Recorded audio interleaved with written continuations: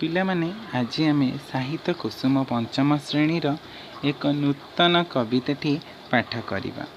କବିତାଟି ହେଉଛି ଜାତୀୟ ଧ୍ୱଜ ଆମ ଉଡ଼ଇ ଫରଫର। ପଣ୍ଡିତ ଉପେନ୍ଦ୍ର ତ୍ରିପାଠୀଙ୍କର ଏକ ସୁନ୍ଦର କୃତି।